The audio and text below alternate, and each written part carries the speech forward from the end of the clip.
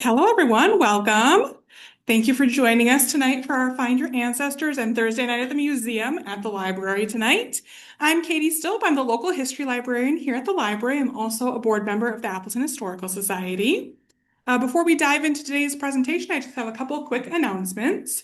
First, a big thank you to the Friends of the Appleton Public Library. They provide funding for our Find Your Ancestors series, so we couldn't do this without their financial support. We do host our genealogy series monthly. Right now, we're in a summer time slot for the last time this month.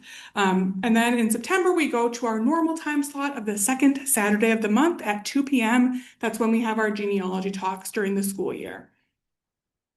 So our next talk is going to be on Saturday, September 12th at 2 p.m., all about writing your genealogy with some great tips and tricks on how to craft a really compelling family history and family narrative with an author from the Madison area who's going to come up here and share some of those tips and tricks.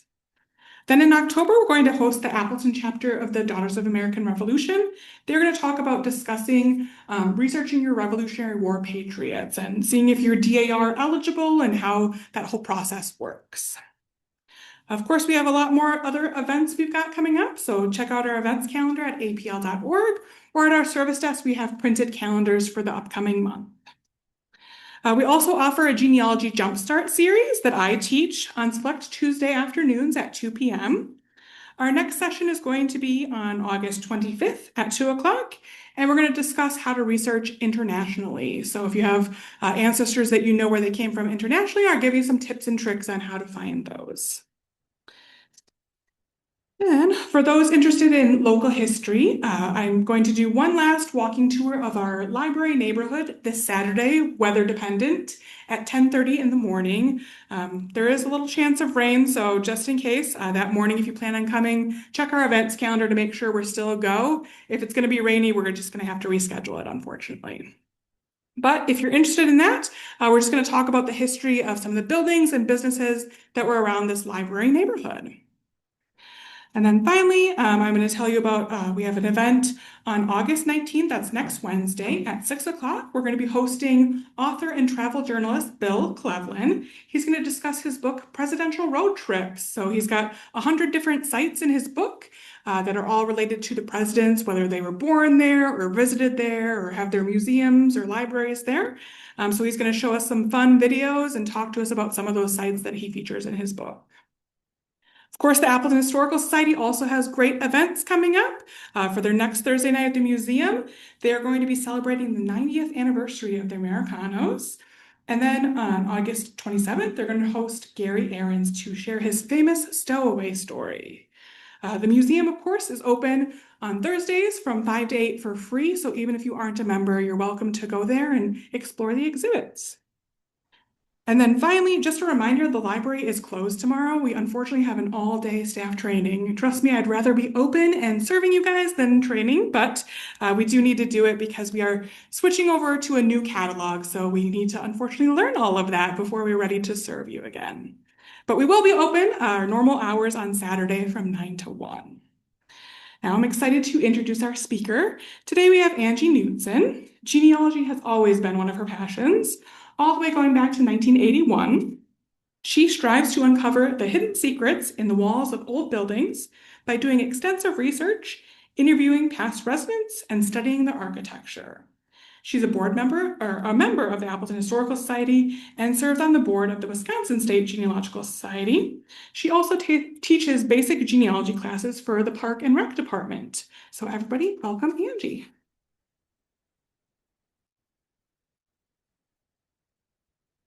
I'm going to start out by saying if you haven't taken one of Katie's classes, she is very, very good. So I highly recommend that international one because she covers everything from A to Z.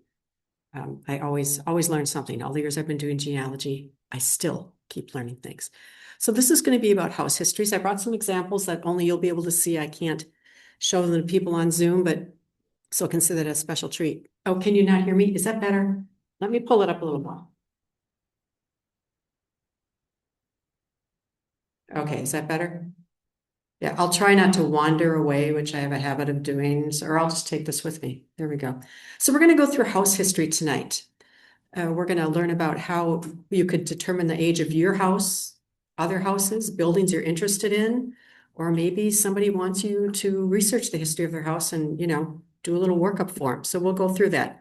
So I called it Finding the History of Your House, not necessarily yours. And these things would apply to a commercial building as well. Let's get right into it. Okay, there's three main sources of information: land and house deeds. Now, those are easy to find, and we'll go through that. Old phone books and directories, believe it or not, and obituaries of former owners can tell you a lot because you learn a lot from your house about the people who lived there. You never know. You could have somebody really famous live there. All right, I'm going to start with the age of this house, your house or the house that you're researching. It's going to tell you where to look on maps, deeds, titles, because if you go into an office and say, I want to know the deed for my house, and then they go, okay, what year is it? And you're, I don't know. So, it kind of helps them if you give them an area where to start because addresses change. So the address might not always be accurate. Okay, if you're lucky, step away for 1 second. And I'm back just like magic. All right. If you're lucky, you might have or you can find the abstract of a house. It's rare because most house owners throw that away. The first original person who built it will probably have it, but they don't always pass it on. We have a piece of land up north. This abstract starts way back from when it was owned by the Native Americans. We are very fortunate to have this, that it was passed on from owner to owner. And it goes through, it's pretty cool because it'll go through and show you page by page. Sticky fingers here. Every time it was transferred or chopped down to a smaller amount, it states it in here. Every person who owned it, it states it in here. This land was owned by the Native Americans, then the railroad, then the canal company, and then they just kept dividing it further and further and further until you get to our little piece. And there's a map in here too. So I will set this over on the table later. Feel free to take a look at it, just so it ends back up on the table at the end of the night. Okay, so you're going to check with the county register of deeds at your local courthouse to look for a deed if you don't already have one. And there you'll find land deeds, tax records, and title information.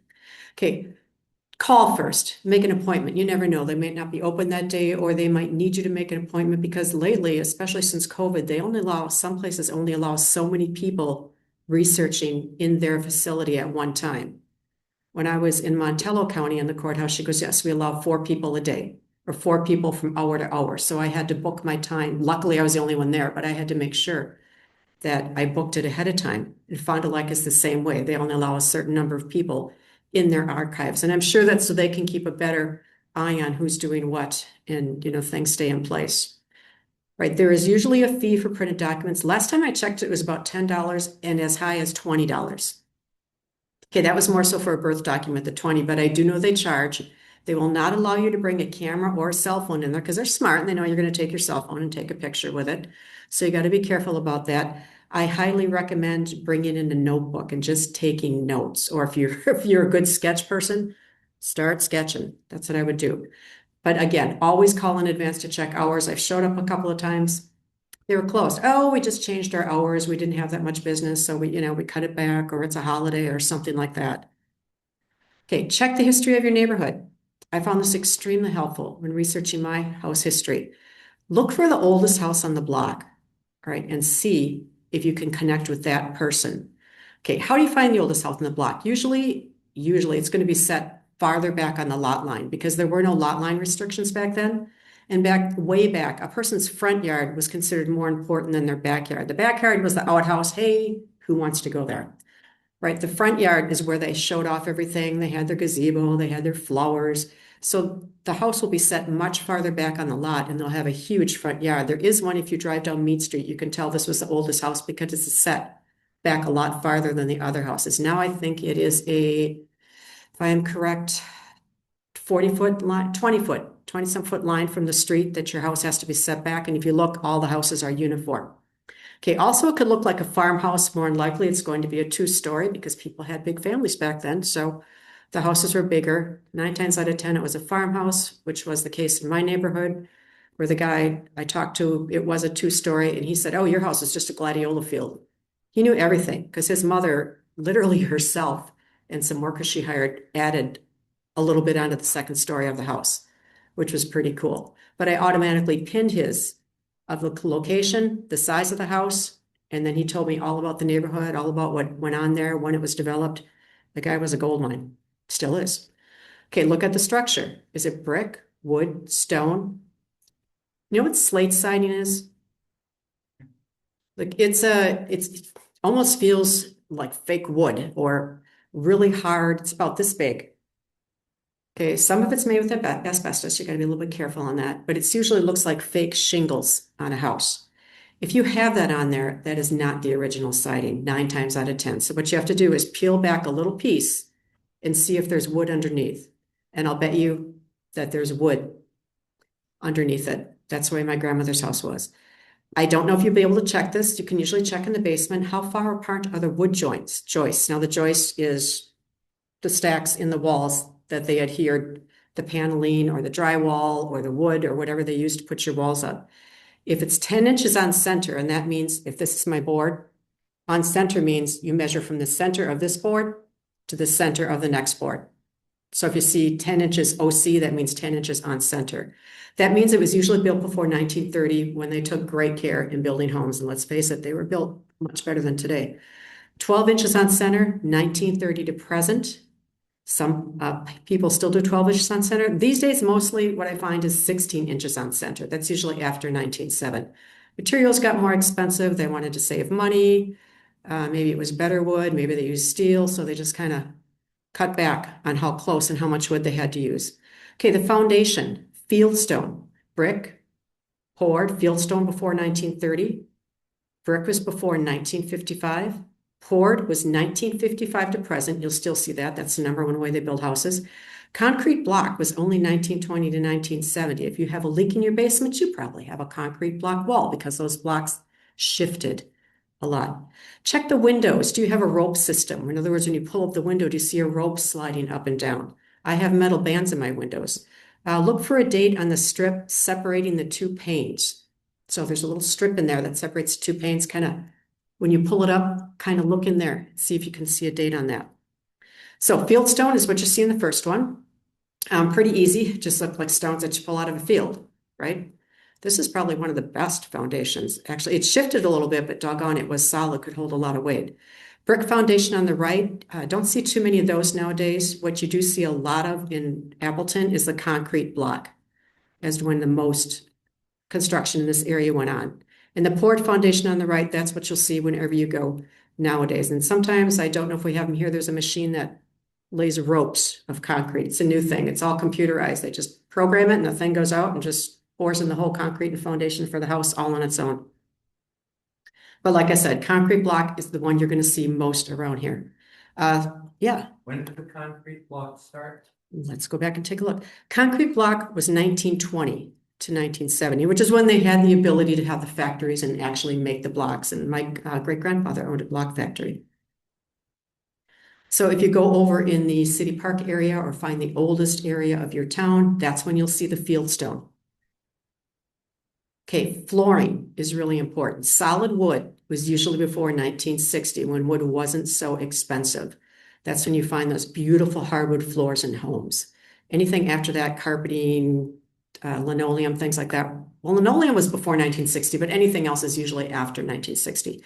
Galvanized steel was used before 1950. If you've ever had to take apart the plumbing in your house and you've had cast iron or galvanized steel like we did, and we found the opening was pretty much that big. That's how I know my home was built before 1950. I couldn't believe the water was still filtering through. Hey, have you ever been in a house where you saw newspapers in the wall? I have, yeah. There was a little hole in the wall and I looked and it was just shoved full of newspapers. That's what they used for insulation before 1930 because that's all they had. Did it work? No, not at all. Just barely, barely. Have you ever wrapped yourself up in a newspaper and went out in the middle of winter? Work well for you? Yeah. Fiberglass began in the 1930s and the 1940s. Okay, some of that was not safe fiberglass, but that's when it began. Cellulose, which is the loose stuff that they blow into your house, they put those little holes in there. That's 1950 to 1970. And then polyurethane, the nice boards that you can, the thick boards, the straight ones, the shiny ones, had the Pink Panther printed on them, some of them. That was used after 1980. So you want to look for that in your house, and that'll tell you. And I don't want you to all go home and start ripping walls off your house and things like that. All right. Usually if you look underneath your siding, or you go downstairs and you look up between the boards, you can see a little bit of it and you can get kind of a guess. And don't start ripping off your neighbor's stuff either. Don't go over there and help. Yeah. What about wood shades? I have also Really? 1800s or something, it's all wood shade. No fire hazard there, huh? Yeah. No, I did not know that. That's interesting. And I would think that would be hard to come by. I mean, to get enough of it yeah, condensed. Right now, almost that.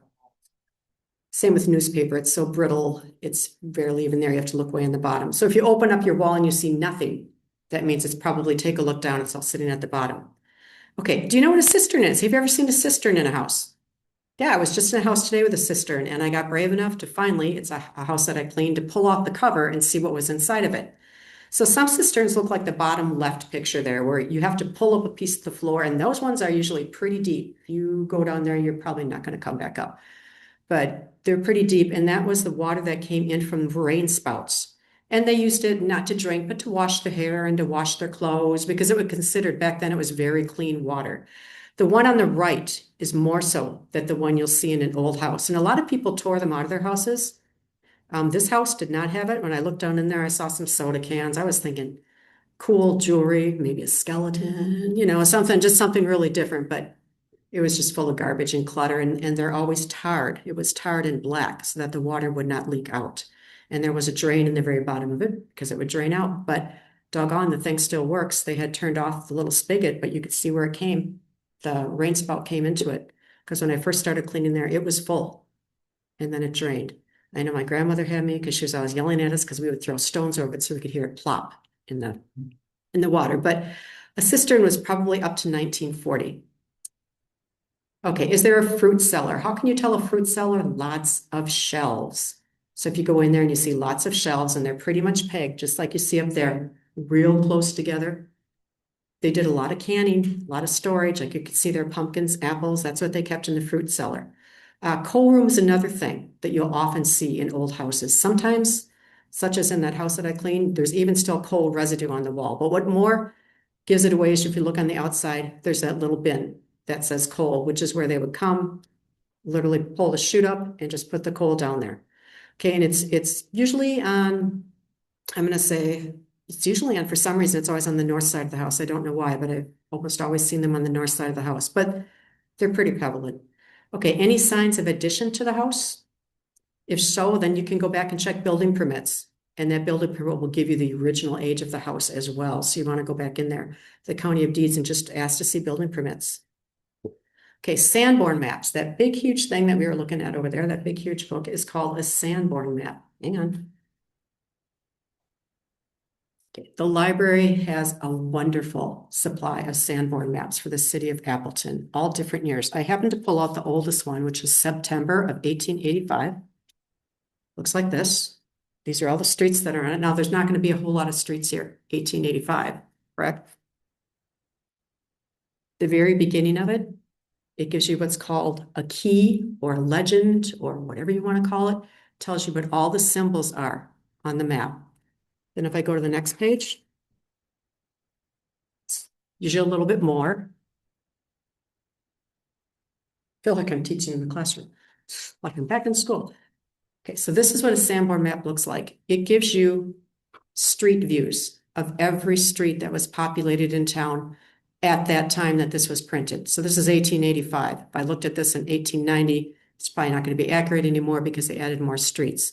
It gives you the house, and it gives you what it's made of. The purpose for Sanborn maps was for insurance companies, so they could decide how much insurance they could give you on your house, or how expensive it would be. If you owned a wood home, you're going to pay more insurance than if you owned a brick home, because wood would go up faster in a fire than brick would. That was the purpose. And the fire companies also used it. So if they had time before they ran out to a house, they could look up and say, oh my gosh, that's a wood home. It's going to be a bear for us to put out. It gave them a little bit of forewarning. And something that's cool.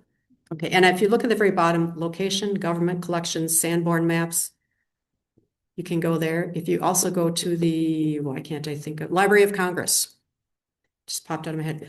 They have a collection of Sanborn maps, or just key in Sanborn maps in your computer. You can pick the town. It'll bring you up the collections that they have. They might not have as many as your local library, but they will have some on there. It's like, Just zoom in, so it's a little easier. yes, it is a little easier, and you don't have to leave your home, so it's kind of really nice. And you want to check the street names from book to books. Like I said, they will change. The newer the map, the bigger the book is going to be. So this is what's in a Sanborn map. Set this down here. Actually, I think I have a cool little shelf there. Yeah. All right, so if you look there, you can see, and this is actually, you know what the Gabriel Furniture Store used to be? Okay, I did the history of that. Before that, it was called the Odd Fellows Building, Association of Odd Fellows. That very first building in pink on the far left, that was the original Odd Fellows building before they bought the three next to it. So you can see how they marked in there. You clearly see the stairs. Okay, you can clearly see that it's pink, and if I look back on the legend, I would see that that was a store. They didn't own all of it. Cigar factory, plumber was in the back. The back part right there, it says the hall and then you see it goes first, second floor only. It was a 3-story building. You can see 30 up on the top. On the right, might be kind of hard to see. That means that part of the building had 3 stories. All this is available on the legend. And then if you look 3 buildings over, the yellow one where it says sewing machines, eventually Gabriel's bought all 3 of those buildings, and they used all 3 if you've ever been in there. Cool building. You see on the very back of the lot where there's a box with a cross through it. Can you see that? That was a stable. That's where they kept their horses back when they opened up that building. And then you see there's little X's in there that can indicate the fireplace or the heating source. So a lot of different things can tell you about the history of your house. And up on top, it gives you the number. The number in 1885. Street numbers changed. So that might not be accurate today, but that will help you when you go back to know the original street number of that. So give it a look before you go. Yeah. Could I interject? Sure. Can you go back one? I sure can. So, this is really interesting. The electric street, railway, car, house, and office right here. Is a really unique place in Appleton. We've never found a photograph of the front of this building. There is another map that shows the street car track that goes into the building so that streetcars could actually pull inside there. Sorry to project that, but if you ever see a picture of this city block and it shows the front of that, it's kind of Get in touch with one this in a guy. million. We've been looking for years and we've never seen Have you, of course, you saw it when Gabriel owned it, right? I Yeah. mean, yeah, there would have been, but you want to see the original. it. This Yeah. is one building further. A good way to check to see if you can find your home is to look in the newspaper for parade dates. Sometimes when they do take pictures of a parade, they might have taken it right in front of your home or right in front of this building. Then you get to see what that building looked like. So events that took place downtown or in or around your neighborhood, sometimes a great way to see if you can catch your house in that picture. Actually do that. I'm trying to find, where Grishauber Station is. We're trying to find the 1920s pictures. We found every decade but that one. So I've started to resort to doing things like that. Okay, again, here's the key. And you can see all the things that it tells you, those little tiny black circles on the outside for a fire hydrant, automatic sprinklers, open elevator, framed building, does it have loft? Everything you want to know, everything that's on those pictures. If I go back, every little thing that's on there is told right here. So I never check the key before I start. I mean, I check to see where it is, but I never check it before I start because I'm not going to remember all this stuff. Are you kidding? Oh yeah, that means there's a loft. No, but that way I can flip back and forth and make sure I know what I'm looking at. Okay, this is a picture as well. Now I'm looking for the house. That's right now it's called Be Holistic. It's on Oneida Street, Old Oneida. But back then I could not figure out why I could not find this doggone house in the books. And then it dawned on me that the streets probably changed. So I looked this up and you can see where it says Old Oneida. That used to be called Lake Street. So then I went back and I was like, bingo, now I have it. I've got that it's on Lake Street. So it's another thing you want to check is if you know the general area and you're looking at a recent map, go back to the Sanborn books, look at the old map and kind of figure, okay, I know it's by this street, and then look in that area and look for something that looks similar to the way it looks now. Then you can find out if the street number changed. And the house I'm looking at is the third one down. That was actually it. So, but I couldn't find it and it was driving me nuts until I realized streets change. All right, so yes, Sanborn maps, you'll only find those for cities and towns. yeah, they didn't do them for once in a while for villages if they had a fire department. But that generally would be the key right there, or the city usually had to be a certain number of residents in order for them to do that. Am I right on that, Katie? Yeah. Yeah. I think Allegheny County-wise, we have like Vacana, we've got Appleton. Menasha, Nina, yeah. I think Hortonville's on there too. Yeah. Seymour. Yeah. But when you're looking at the town of Dale or a town of, you're not going to find one. Yeah. So unfortunately, but that's where a plat map would really come in handy. And you can also find those online. Okay, you can pay a title company to find a deed for you. It's expensive. Just do it yourself. It's not that hard. There's two types of deeds. There's the grantor, who was the person who sold the property, and the grantee was the person who bought it. It's listed by tract number or by property lot number. So you're going to go ask the register of deeds, the clerks there, the probate department, or the recorder of deeds. They're all called something different in different cities. Sometimes they don't call them all the register of deeds. They call them something else. And you can also look in the state archives if you can't find them locally. Wisconsin Historical Society has a great bunch of them. They're moving, I just heard too. I didn't realize that. Okay, some are not recorded, especially if it was passed down from generation to generation, like was done so often in the 1800s and the very early 1900s. They just didn't record it because it stayed in the same name and they didn't really feel the need to go because it cost you money to do that. They're like, it's my son's now. Big deal.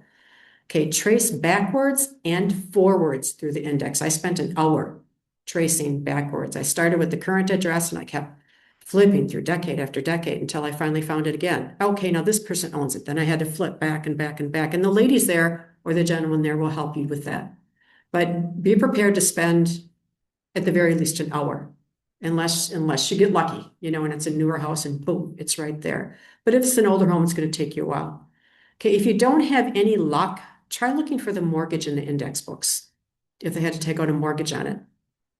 In older homes, way older homes, that wasn't always a thing. They didn't need a mortgage. This is a warranty deed. Okay, tops, it tells you that the person who's selling it, Andrew and Josephine Doyle, okay, husband and wife, sold it for $2,250. Okay, and they paid it to Claude White. And then it gives you some more information. It'll give you the geographical information on it, who's the grantee, who's the grantor, things like that, when it took place. That's why this is so helpful. So if you can find this to start, now you can go back to the Sanborn, not the Sanborn, that's the deed books. You've got a name. You can start looking back. Okay, this is what I was talking about for a tract or a plat map, which is what you're going to want to look for if you have a really older town. This does not show the houses on there. What it does is you see each little square, it shows who owned that property. Until you get in to the Fond du Lac, you see in the very center, that was actually what was considered city limits. Everything else was kind of considered county of or outside city limits. These we have here too, and just about every library, and also online. We are so lucky to have that stuff online these days.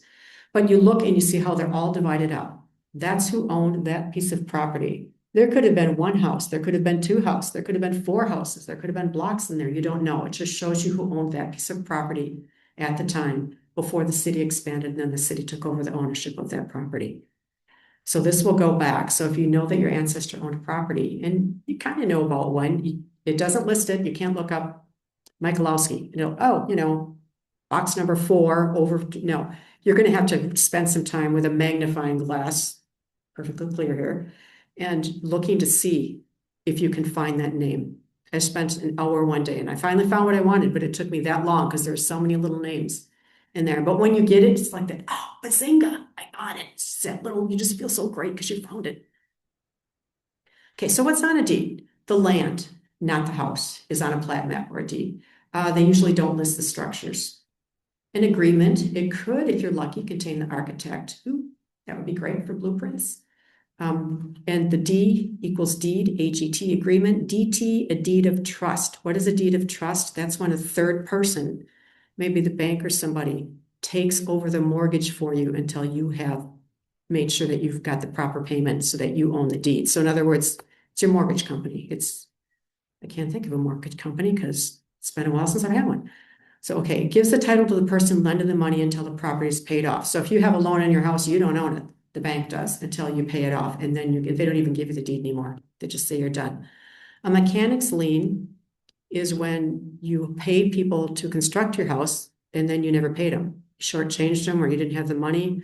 So then they owned your home until you paid them for the work they did on your house. Okay, and he'll have to file a claim for that. That's just automatically happen. He'll go and say, you know what? I built this guy's house and he never paid me. So then he files a claim and then the city or the place that you went to or the mortgage office gives him the title and the deed to the home until he makes sure that that guy's paid off. I wish they still did that, but they do not. You're on your own. Okay, newspapers. So Katie's going to come up in a second and talk about that because I enlisted her. Actually, I just told her. You're going to look up the name of the foreigner owners can be useful. And we'll get to how you find that name. Okay, especially if you find their obituary. Okay, there could be an interesting article in there about clues to the children because it's kind of cool to know who lived in your home before you. You know, when I was doing the research on that one in Oneida, it was so cool. And the Gabriel furniture store was really neat because on the second floor there was a furrier, a banker, a mortgage person, an accountant. It listed every one of those little rooms was an office for somebody. And it was just kind of fun. It made me want to go in there and tear up floorboards and start looking for pieces of fur or deeds or something like that. Yeah, sure, they would have really loved that. Yeah. There could be a building, you know, permit listings or parties held there, weddings. When I was doing the one on night, I found out they had their daughter's wedding in the house. If there's a shower in there, you look at those old ones, it tells you what they served for lunch, what everybody wore. It's kind of pretty cool. Okay, also look up the exact address, and that's where we'll get into with the phone books. You want to make sure you have the right address for the right time era you are looking at. You could kind of add for the sale of the house, possibly, which will list the properties of it. Tells you, oh, and you know, it might have changed, but the ad might say 3-bedroom, 1 bath, and you're thinking, well, I have 2 bathrooms. Now, back then you only had 1 bathroom. Maybe you didn't have a bathroom at all. Okay, it's tedious work, but it's fun, and the rewards are well worth the effort. It's just, I said, a little bazinga every time you see that come up, their name come up. Okay, your local library can allow you to look up information from past newspapers or your historical society. Katie's going to come up and tell you how you can do it here.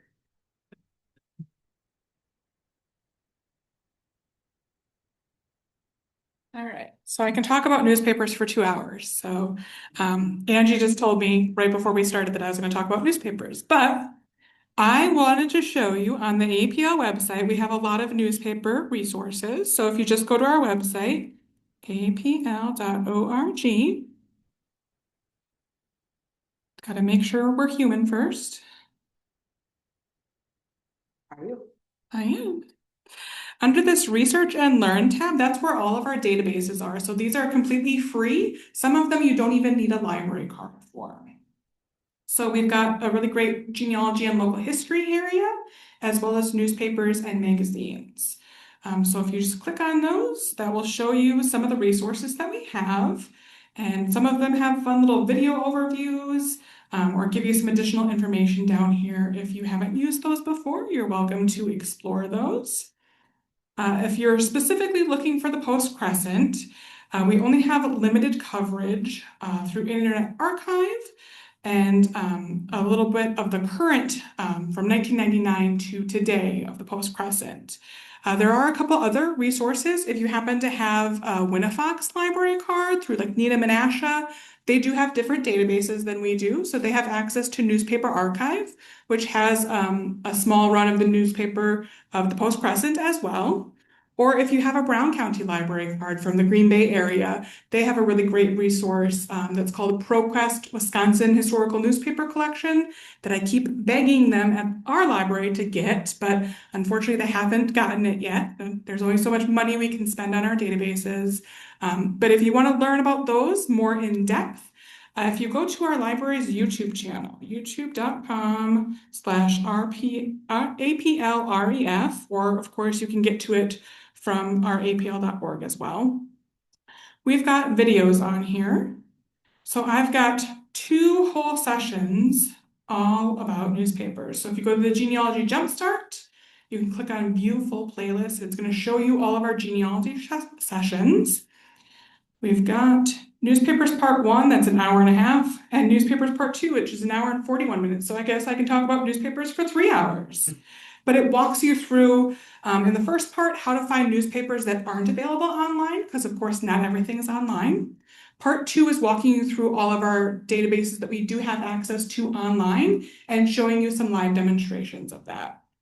While I'm up here, I also wanted to point out, if you want to learn a little bit more about deeds and how to find those types of things online, I just did a land records talk earlier this year, where I go through some of those resources that you can use. And then quickly, I also wanted to point out, since we were talking about plat books as well, if you are on apl.org, thanks to our wonderful library staff and some volunteers, we do have a plat book index for 4 of the different Outagamie County plats, so that you don't have to take a magnifying glass because we did it for you. So if you go to our genealogy and local history area, and you scroll down to plat book index, right here, we've got 1889, 1927 and 28, 1917, and 1942, where you can get the digital scan of these as well, right here online without having to come in to see us at the library. But right here, you would just type in that name that you're looking for, if you're looking for an ancestor, say. And as you start typing, it's going to give you some options. I recommend just putting the last name in only because a lot of times they did initials on these plat books because there's only so much room they can use to write in those squares. You click search, and then it will give you some of the options. And then you can see what plat they were in, what page it's on, and what section. And then you'd click right here, and then it will bring you to the digital image where you'd go find that corresponding page, and then find that section to find your little piece of land. Any questions about that stuff? Yeah. You find it if you just know the address, but not who originally owned the house. If you just know the address, let's see. On a plat map, it's a little more tough because it's more like the rural areas. If you have a legal land description, I can show you where it is, like in the specific section. But that's pretty much. I think if you have an actual address and corresponding it, you'd have to have a more legal land description for that. And if you have the deed to your house, there's a legal land description on it, so you can use that.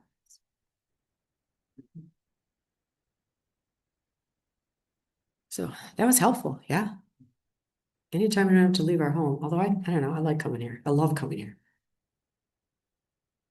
Okay, census records are another great way, and you're thinking, well, what in the world am I going to get off? If you look at a census record and you go to the far left side, and I think should have that. Go away. No, that's not what I wanted. That's not what I wanted. That's not what I want. I can't see because I've got that. Is it the first one? Ancestry? Could be. Yes, it is. Yes, it is. Thank you. Okay, you can look and you can see. Take this out here. Okay, so you can see over here on the far left. Now, this isn't a good example because it doesn't list the. Oh, yeah, it does right here. On the far left, it lists the street number. Ooh. So right here, thanks, Katie. Mm-hmm. Right here, you can see the street. Okay, and then here is the house number. So if you, like I talked about how house numbers change, you go back on a census, maybe they'll say 1910 or whenever, if you don't know when that city changed its house numbers, and you know the street number and you find the name, like, oh, well, that's a different number than what's on here now. That's because the street numbers changed. So that can be kind of a neat way to find out what the old street number was. And you also get to see who lived there and then neighbors. Like I said, check with neighbors. You know, you never know, because if the neighbors took pictures and you really, really want to find something and they took pictures, your house might be in their pictures. And most, well, people are a little bit more leery these days about handing you out their pictures, but I've actually never really had a problem. When I go and ask people to, do you have any pictures? You know, you can just kind of look and see if my house was in there. And that's how I found out that I had originally cedar siding on our house instead of what it is today. So it's kind of a neat way, but it's a neat trick. So sometimes you have to go to the page before to get the street number. It might not be on this one because they only listed once, so it's the page before, and then they go through all the numbers until they've gone through all the numbers on this street, and they go to the next street because the census people visited them in a certain order. So kind of take a look at that the next time you're there. And you want to say 1925 is when it changed for Appleton. Yeah, I was going to mention it. Thank you. All right, let's go back here. All right, so that's what I was talking about, census records. So also helps you when you change owners. If you go through decade, oh, somebody else is living there, you know, and then you know how many people live there. It's easy. It's easier than going through the phone book, but the phone books need to. Okay, and it'll help you when you're at the Register of Deeds office. And oh, You have to hit current slide so that it goes in the slideshow. vacating current slide. Gotcha. There we go. Okay, blueprints.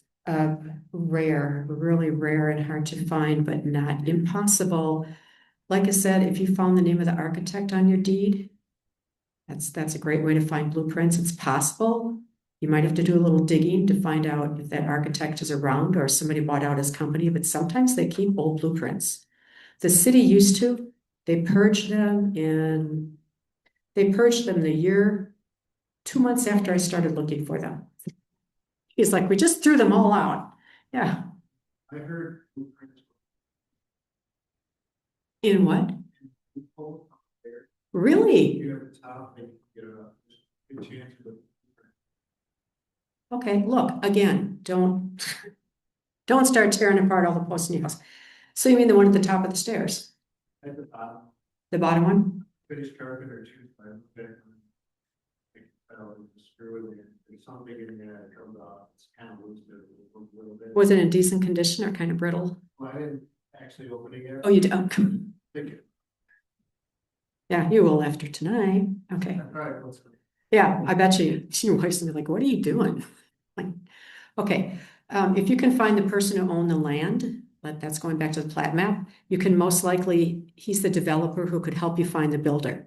Now, obviously, a lot of those people have passed away, but again, newspapers can help you. You can go back and look up that person and find out a little bit more about them. Subdivisions are full of cookie cutter houses. Those are houses where they took one pattern and they just boom, boom, boom, boom. And maybe they changed and put the window over here, or maybe they added a porch, or maybe they added, but basically they are all the same. And that makes it easier to find the original plan of your house, because a cookie cutter house came from a commercial builder who just bought up lots all over town and started making them.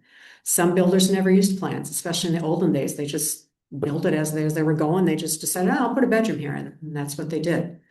Okay, if you suspect your home was built before 1930 and you look at your local library for books of housing plans, they're usually in the 720 to 729 number section. And they had very common houses that they would build back then. Maybe not exactly, but you can pull one out and go, oh yeah, that kind of looks like mine. And you can see what your house might have looked like when it was built. Okay, in a bookstore, look in the home decoration, home repair, the architectural sections.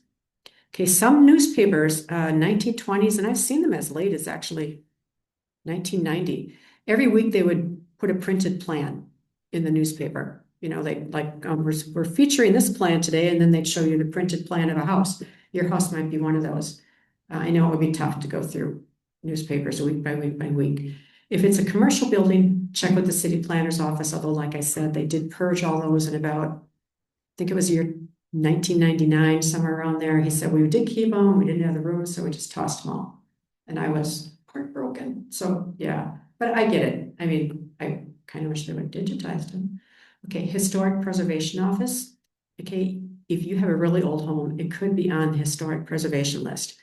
Wisconsin Historical Society has a list of all the homes in Wisconsin, and you can actually key your home in there. Go if you go to their page and find out. So preservationdirectory.com. Okay, do you have a kid home? Do you know what that is? Yes. I have one. Yeah, we were pulling off, we were redoing a piece of siding or something, and sure enough, we found the sticker on the outside that said it was a kid home. It wasn't Sears and Roebuck, it was like a Wausau home type of local company, and our house was built 1920s. So does your house look like other homes on the block? Yep, you go to my block, 1, 2, 3, all look the same. Maybe ours had dormers, the one next to it doesn't. The other one was flipped to one side, but you can tell that it's a kid home. They were called modular homes, and they go back as far as 1624. Everybody knows of Montgomery Ward's. They called them Wardway homes, Sears and Roebuck. Yeah, you could order your home through a catalog. Convenient. Okay, so you might want to check to see if you have it. It'll be a metal sticker, and it can be behind a wall, or it might be somewhere inside. Now, if you look at these pictures right here, oh, this didn't show up. Oh, no, sorry. Oh, next slide. There we go. All right. This was in a modular home. This is the name of the company, SR. So if you look at the date the house was built, you kind of look up modular homes built by, you can find it up here. That's similar to the sticker we found on ours. That's another one. That one's a metal sticker. I don't really know why I moved this. Oh, because this is a joint I think they used. Carpenter, yeah, to join the pieces of the housing together. No, doesn't. But, and the first clue we had that we had a modular home is because when we looked, the walls didn't fit together. They're all kind of, there's a little gap between some of them and stuff. Obviously, they pieced it together, they didn't do a great job. So those are some clues. And to mention that where it says D655, which you can't really see up there, that's the style number. Okay, so we're going to go through house styles real quick here because I don't want you to get too much time. The first one is a salt box. It was called a salt box because years ago, it's patterned after a box that looked like that. You opened up the lid that people used to keep their salt in because salt was a very precious commodity, expensive and hard to get. So the design of the house resembles a salt box. That's why they called it that. A Georgian, a Greek revival. There's a great one in Fond du Lac. I do not know if there's any Greek revivals around here. I haven't seen any. I have seen some Georgians. Gothic revival, a lot of those around here. In fact, that one that they just redid on the corner of Drew and College is a Gothic revival. Italiant, there is a nice one by Peabody Park. Queen Anne, Colonial Revival, which is you see a lot of those. Okay, tons. Cape Cod House, that looks almost exactly like my house. Okay, Tudor Revival, Craftsman, very, very common in cities like this. A ranch, which is probably, I would say, the most common house. Okay, the arts and crafts character, which you see on the next slide, is some of the most beautiful homes ever built. If it wasn't built during that time period, doesn't mean your house isn't cool, but scrape down to the old wallpaper in your home. Ours was pink and aqua. Lovely, lovely. And pull up a corner of the carpeting to see if there's hardwood floors. Look in the closets. Okay, if you're remodeling, look behind the wall. There might be newspapers, clothing, or jewelry. We found an old dress when we were tearing apart my closet. Pulled it out, the thing just crumbled, but I actually still have it. It was an old dress from the 20s. It was pretty cool. Okay, or 1930s I have here. Sorry. Okay, these are homes from the arts and crafts period. Do any of them look familiar to you? Kind of, yeah, I've seen homes like this.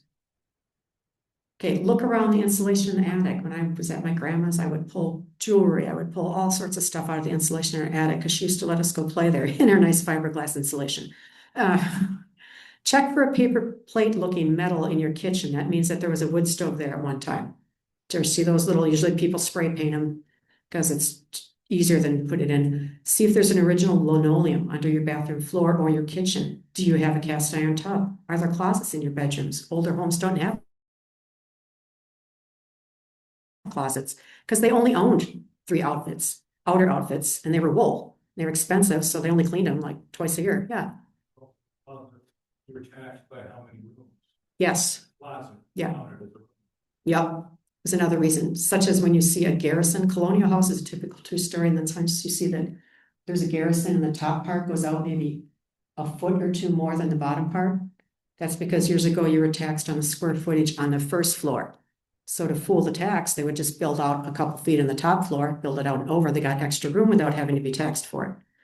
Okay, what's your fireplace made out of? Stone, brick, plaster walls, older home, more craftsmanship. Drywall was used in more recent years. We have plywood for our walls. We have neither plaster or anything else. Porcelain fixtures usually have the date stamped on them somewhere. If you look underneath the sink, sure enough, I found it in that one in Oneida. There's a little imprint of somebody's initials or the initials of the company. Okay, walled over doors or windows, especially if you drive by a house, you can see windows that were walled over. Light switches are oh so cool. I've actually seen both of these light switches and I think they're just neat, especially the button ones. They're fun to play with. Okay, if you look on here and you look at this one right here, this means at one point in time your house had gas lights. This is where the gas lights were, but knowing that electricity was coming to their area, they didn't know when, they would set up the bottom for electricity. So that little switch right there switched it from gas to electricity. The top is for gas. When they got electricity, those no longer became useful. They use these. So if you have something like that, it's pretty cool.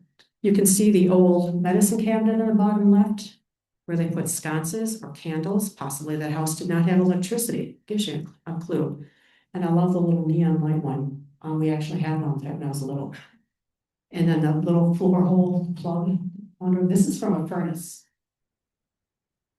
Okay, you can take numbers off here. I can't read it anymore, but that was the manufacturer.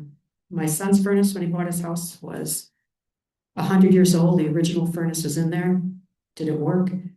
Barely. He went through a winter with electric heaters all over the place because the thing just died. Okay, this is what's cool. I've done this. Check your back and front yard with a metal detector. I have pulled such cool things out of our yard. And if you know that you had an outhouse in the back of your yard, if you look at the Sanborn map and you see a little building, a little square way in the back, probably was where the outhouse was. They considered that a building too, taxed you on it. Okay, you can take a metal detector and you can see how deep you're going to have to go. Right? Down, down, and then look at this. Because if they broke something, a dish, glass, they just throw it in the outhouse. You know, maybe they dropped some jewelry down there, maybe they dropped some bottles down there when they were done, and maybe they were in there drinking, they didn't want anybody to know, so they drank and they just plopped it down in the outhouse. So you can't, yeah, seriously, yeah. You want to talk about other things you can find in there, but it's fun to take a metal detector.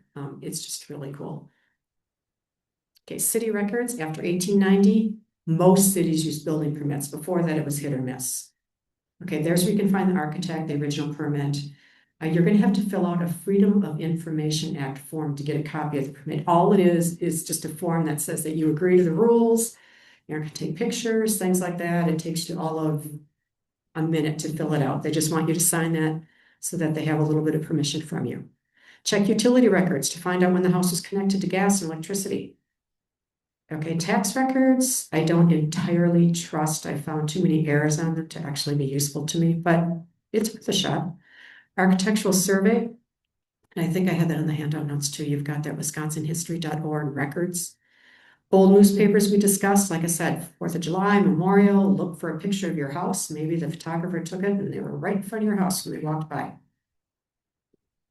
Okay, oral histories, which can be part of your local library. I've seen some books out there where people have donated the history of their family. We have a couple, don't we here? Yeah. Court cases. You can go on and look up court cases. Family search center in your town. Donor files and historical society. Some people wrote up their history. They have no one to pass it on to, so they donate it to the historical society. Okay, homeowners, local history books. Vintage Who's books. I don't even know if they publish those anymore. I don't think so. Yeah, it's a little older.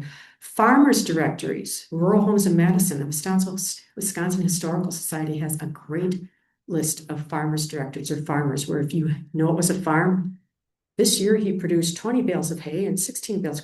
They're really cool to look at to see. Ancestry, FamilySearch.org, National Archives, all places. Okay, if you're going to interview the original owner, ask for photographs. What do they like best about the house? Do they remember any names of people that live there? Did you ever find anything cool in your house? You know, you're ever looking around, you find something. Did you make any changes to it? Did you take out a bathroom? Did you put one on? Nothing you ask them is going to be too strange. And the cool thing for them is it just brings back all these memories. Okay, if they let you, ask if you can take a tour. Sometimes that stirs up a memory too. If they don't live there anymore, ask the wonder if they can take a tour. Okay, always document every step of the way you do this. You don't want to waste time doing things twice. I did not do that. I got so excited, and then I ended up having to come back, look it up all over again because I couldn't remember where I got it from. So you want to document it. Document your source, document when you did it, so that you know that, oh, maybe new stuff is out there. And document the information. Okay, yeah, take Katie out to lunch. Okay, put all your information in a book, take it with you or pass it on to the next person who buys your house. They will be so grateful. My son, when I was staying there, he had the original blueprints for the garden. They tried to recreate it. They kept every penny they spent when they built the house, every receipt, every contract, it's all in a book. We were there for a party and a guy knocks on the door and he walks in and he goes, "Oh, I finally caught you. I just wanted to drop off these blueprints." I screamed from the living room and came running in to look at them because I was just so excited because I had been trying to find him and I couldn't. So he dropped off the blueprints. So that is rare. He's got everything about that house. And it was cool because I spent a couple hours walking around and going through and seeing where stuff was. So if you have any questions, now is a good time to ask them. Either Katie and I can answer. Oh, here comes Katie. Go ahead. Go for it. Before you go, I've got a city director that can come up and look at too. So, of course, as a local history librarian, a lot of people ask me, how do I research the history of my house? So I meet with a lot of people. If you happen to live in the city of Appleton, we do have a resource on the assessor's site. So if you go Appleton, assessor, you go to the assessor office website. They've got their property info search. So if you live within the city, you can put in your address here, and I'm going to use one of my favorite houses as the example. I could type here, West 5th. Some people may know it as Appleton's oldest house. Yeah. So you click on it, it gives you a cool picture, obviously a little more current photo. But if you click on the tab that says building information, right here it says year built. So that gives you a little hint. I have found a couple that are off by a few years after I've done a little more research, but this at least gives you a little starting point. And then I would pull out the city directories and I would go from directory to directory to look at them. And Angie has a directory here. A lot of the directories have what's called a street guide. So if you go and pull up the directory, it's either in the front or the back. Each directory is a little different. So towards the back, they have all the streets listed, and then they have the numbers of the streets and who is living there. So you would pull up your street, find the number, find the name of the person who's living there, and then go into the alphabetical part and see who that person was. Up to about what year did they stop doing that? You could look it up by name. Or you could I look feel it up like by street number. like the 70s, Yeah. maybe the 70s they still have them. Maybe the 80s or 90s they might have stopped doing the street guide part of it. But that's a really nice way to go directory to directory. Yeah. This is an Appleton City directory. So They're right outside the door. yep, so in that circular shelving right by this hallway that we just walked down, we have all of our Appleton ones. There are also some available online through ancestry.com if you have a membership, or you can come in and use Ancestry Library Edition in the library, but of course we have the physical directories here too. So, of course. That was a really good point. And I didn't even know that site, that property search thing. It's pretty cool. Yeah. So this is the 1925 directory. I was talking about when they changed street numbers. That is like Katie mentioned earlier. That's when they changed street numbers in Appleton. They went through and they redid all the street numbers. So it gives you on this one, it's pretty cool because if you go in the back and I know the street number, you can look this house up by name of the person who lived there, or you can look it up by address. And it also tells you what they did for an occupation, which is, yeah. So old address and the current address. Right, yeah. What it would be today and then what it was before. Yep, which is very helpful, and that's what's in the back of this book, and I'll leave it out. Then when you find the address, another cool thing to do is go to Google Maps or whatever, key in that address. If, let's say you're researching somebody who doesn't live in this town or this state, key it in and you can get a picture of outside picture of the house, or maybe you're getting an outside picture of a commercial building because the house isn't there anymore. But that's kind of a cool thing to do, and you can add that to your research as well if the building's still there. But this is really nice, and that goes back and you can go back. I start going back. I do like every 5 years, and then when maybe I'll break it down if I have more time to every year, like Katie said, year by year by year. Again, plan on spending an hour or two here. But and again, research and make sure that you write down the name of the book that you went to. Okay, go ahead. I also want to mention, there is not a directory for every single year. There are some years that they weren't published, or we just have a gap, just because, sometimes they didn't always think about keeping them. But we have quite a run going all the way back to 1874 is our earliest directory, and they still actually publish city directories today. They are different than phone books, so a lot of people might think phone book, city directory, they're the same thing. City directories give you a little bit more information because they give you an occupation of that person. In parentheses, it will usually list a spouse of that person. You sometimes get lists of children, like if they're a student or if they were working.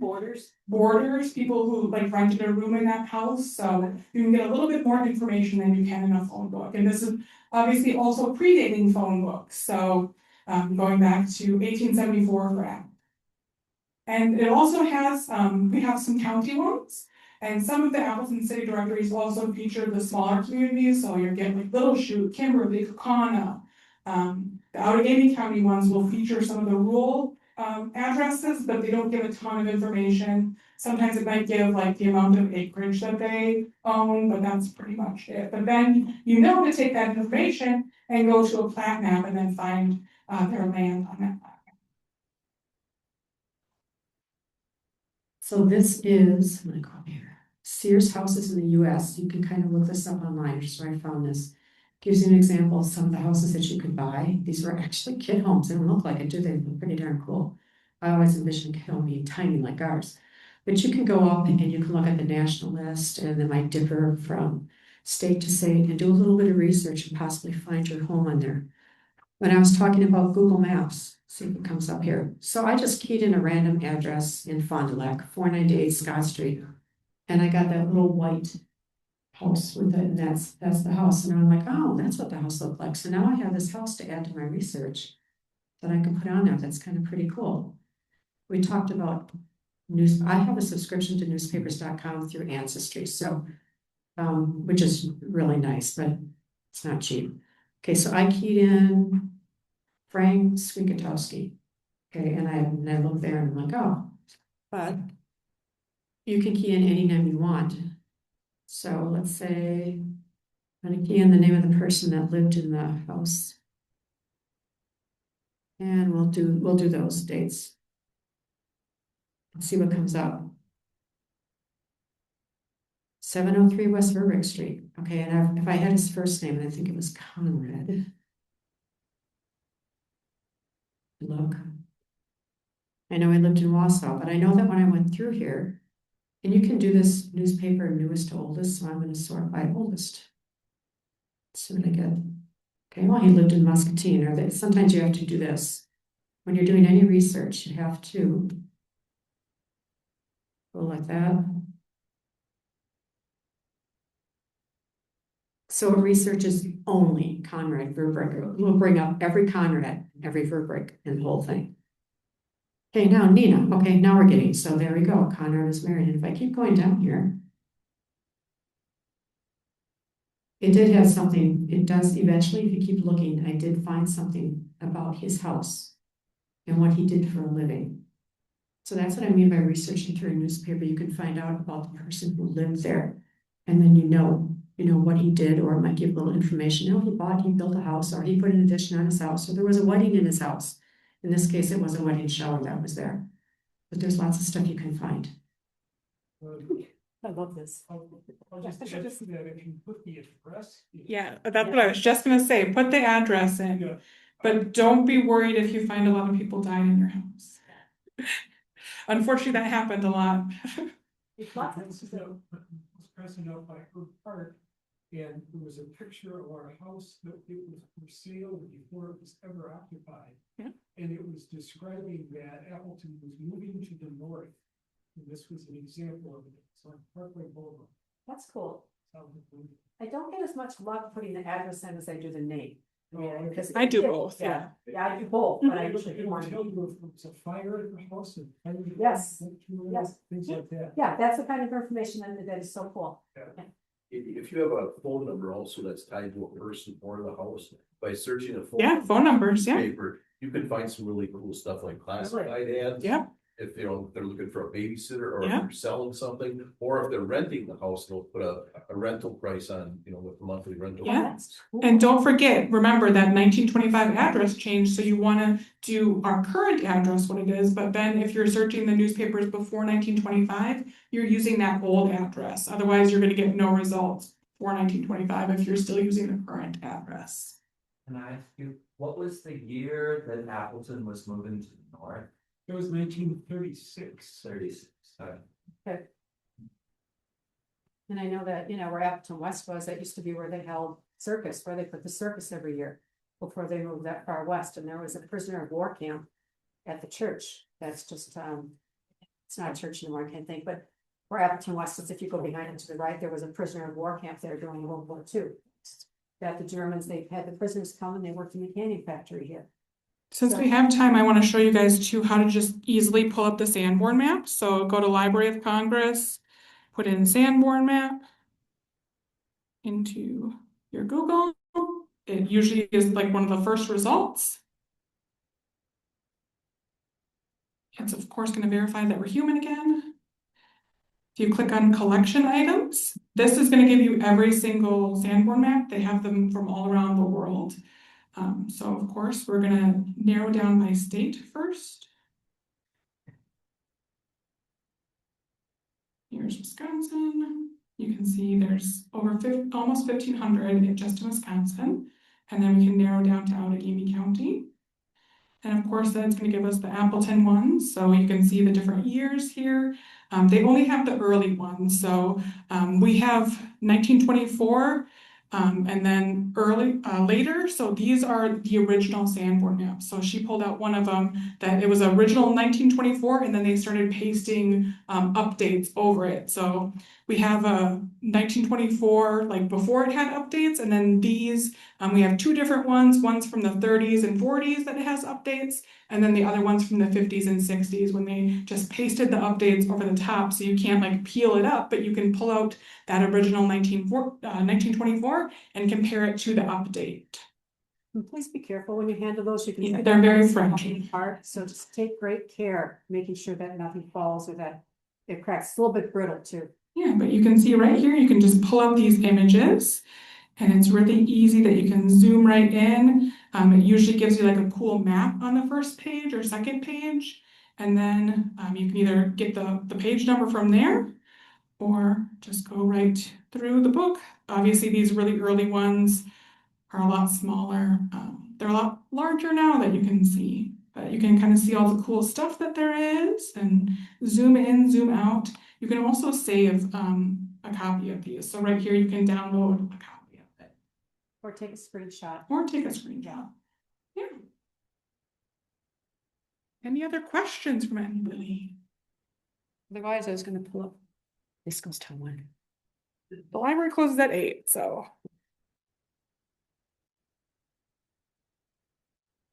There you go.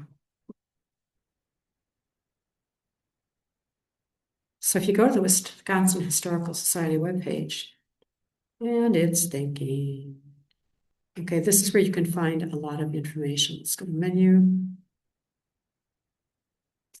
Visit research. Explore our collections.